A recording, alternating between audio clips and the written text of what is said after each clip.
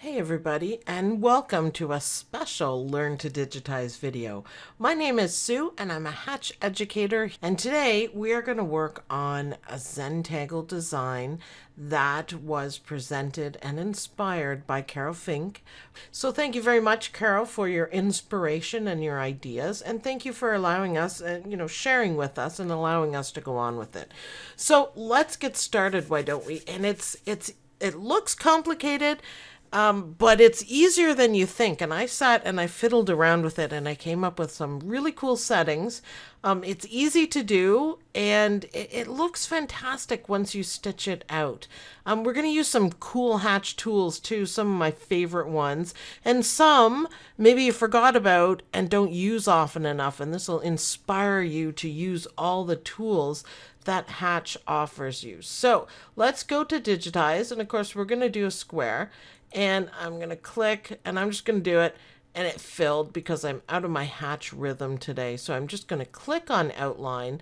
Let's take off the lock, and then we're going to set this at 3, and we're going to set this part at 3, so you don't have to worry about anything else. Now that makes it a perfect 3x3 square, but I want you to click the lock back on so we keep it even. Now let's change it to a brighter color, because why not? Let's do that one. And I'm going to get rid of the grid for now, just so we can maybe see it a little bit better. I'm going to click 0 so we can see it. Maybe that's just a little too big. And we want it on a single run. Now let's bring up our resequence because I like to work with it. And you can see it's a single run and it's an open path. So, okay, let's go on. That's the first step. Now you can leave the corners square, or you can curve them out. Now for curving them out, it can help putting on the grid, or you can pull out guidelines so you do them equally. Now all you have to do for this is select it and do reshape, and I'm just going to move the start and end points just to get out of my way because I started on this one. Whoops, now don't be doing that. They move together. So let's zoom in a little bit. How about we put up our grid? It might, nope, not going to give us any guidance because I don't feel like resetting it. So let's move here, and all you do is left click here to add a point, and then we're going to do it this way. So this just kind of helps us.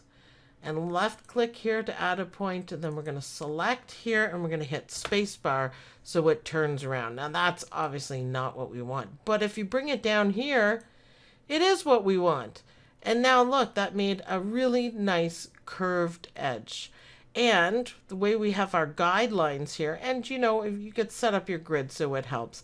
The way you have the guidelines here, it helps out for the next one because it's halfway done at the bottom. You can see if we put a point here and then we pull out another guideline and it was, a nice square in there, put a point there, click on this one, hit space bar, and then pull it in so it's about the same. It's about halfway, I guess. That's all set up and that looks fantastic. Let's zoom in again. Yep, I like it. Why don't we just do one more because we have it marked right there. And I'm just left clicking on it, make a square and left click there, select this one, space bar, zoom in, probably should be zoomed in anyways. Just kind of bring it down so it has a nice curve. So that is how you make curved corners really easily. Select this one, select it. Might have to shoo that out of the way.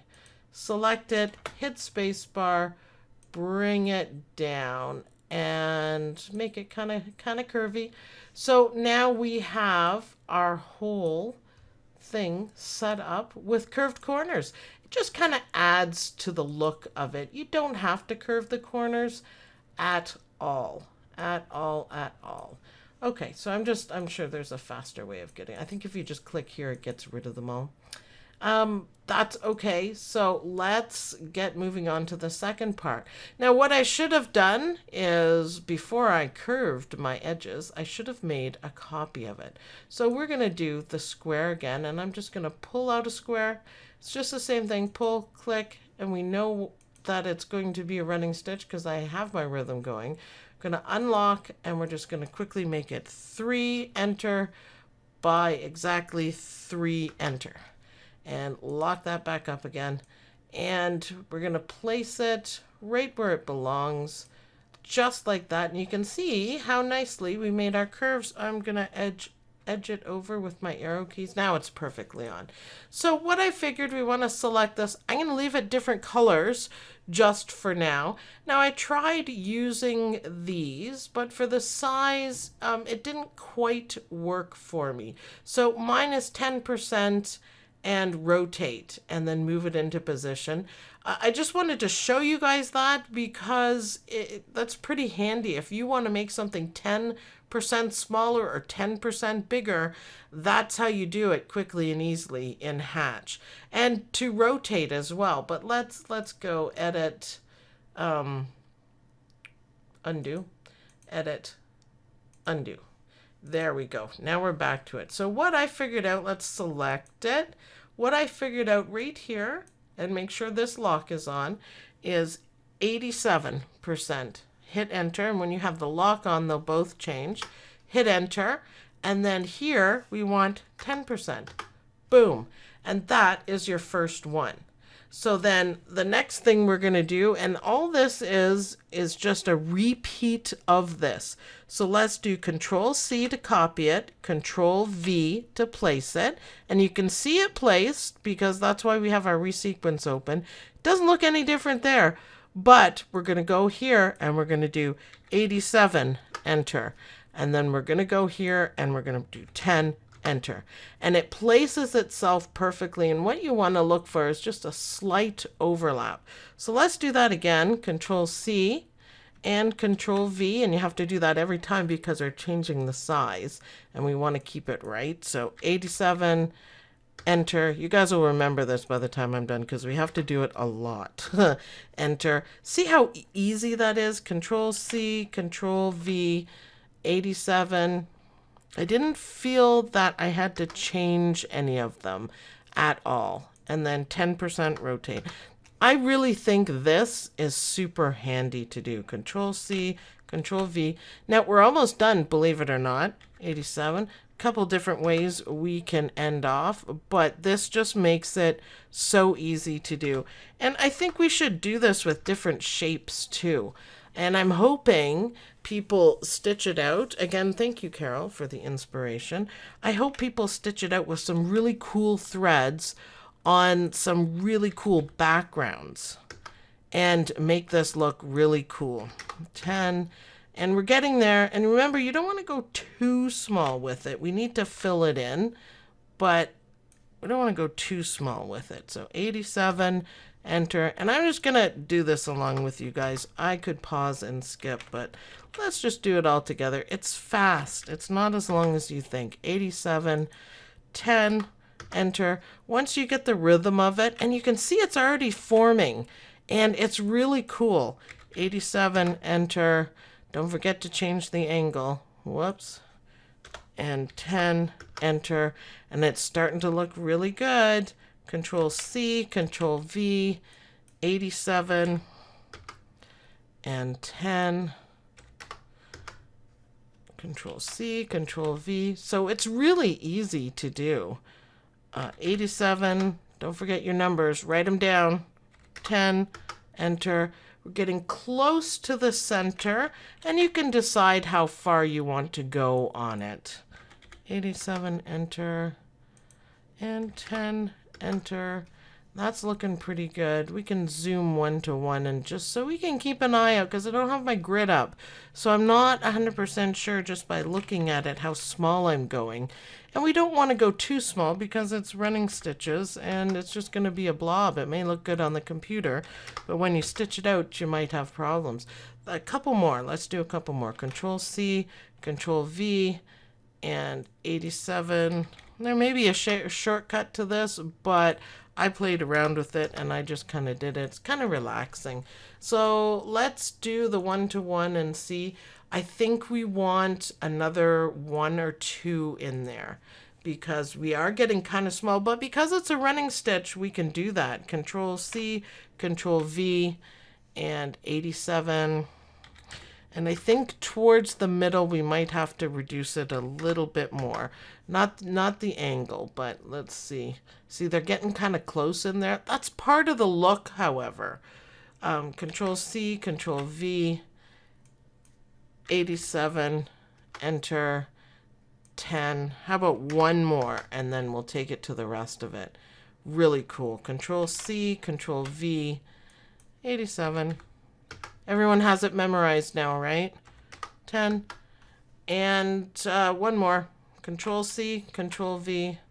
You decide how many you want in there, but just remember not to go too small for it. There we go. Now let's go to our one-to-one. And I think that might be okay. And look at how it forms. How about we go and change this one, or change, let's select all. You could do Control A or just do a bounding box like I did, which is my habit. We could do blue, green, what shows up better? Blue, bright red. Let's do bright red. But you see how it curves, and you see how everything pretty much matches up. And I think that is absolutely fantastic, and I think that's the look that you're looking for. What I like about this one is that these parts have gone over a few times, and they look darker because they're going to stitch over. Not too many times because it's only a regular stitch. I don't think you'll have any problems stitching it, but when you zoom in, look, it kind of twists around. And with that 87, it seems to match everything up. It looks like it's turning. And that is basically how you do it. You could do one or two more if you wanted. Let's try one more. So let's do Control C and Control V. And let's make this, you know, maybe 70% and see how small that goes. That might be better.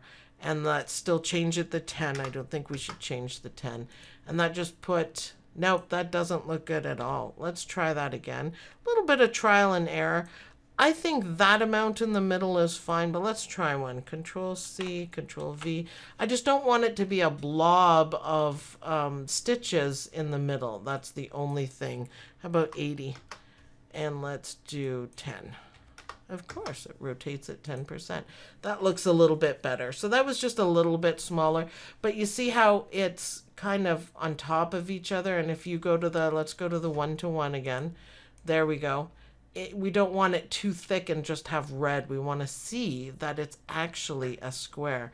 So that is awesome. That is the first set of it.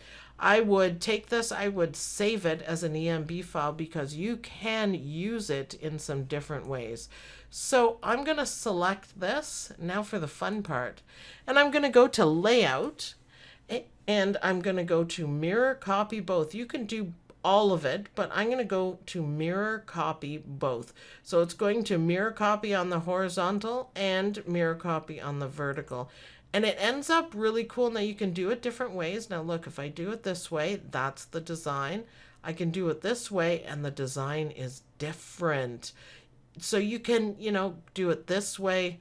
Let's see if I can. I don't have auto scroll on because it drives me crazy until I need it. See, that one's really nice too. I would also zoom in so you can match up your lines. You can either have them overlapping just a bit or just above, but make sure you're zoomed in, even a little more than I am. And see, it makes it a little bit thicker, but having the curved edges gives us a whole different effect. So let's go to Edit, Undo, Mirror Copy Both. Let's select this whole guy. I could probably play with it forever. Let's try it. Scroll down. Let's try it this way. And again, I guess zoom in, and I'm just zooming in with my mouse right there. And see how that looks? That's amazing. And I like how the centerpiece looks like waves kind of thing. So the next thing I would do is, and you don't have to, but I think it's going to make it look a bit neater. You can either do backtrack and set a start and stop point, or you can branch it. And you can start it here and end it, you know, wherever you want, maybe here.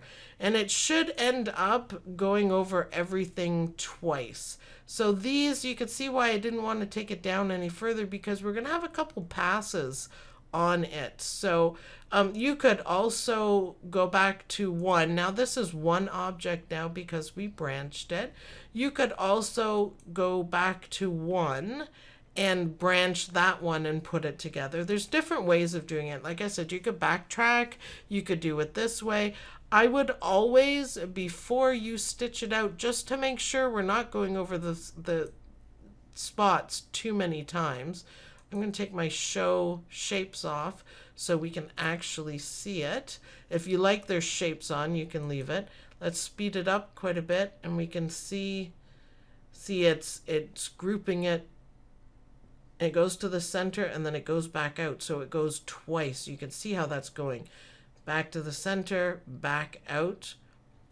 So it's kind of like, red work. It's not perfectly red work, and I didn't do any of the path work, but even watching this guy stitch out is awesome. There we go, and back out. And that should be done. And you could just keep multiplying these as many times as you want. You see, that was really efficient stitching it out. And I think it's okay. You might want to move this together. This looks pretty good. But that's how you make a beautiful square zentangle here inside Hatch Embroidery software. I want to say thank you to Carol again for inspiring us and allowing us to run with this beautiful zentangle design. Thanks everyone for watching, and I'll see you guys in the next video.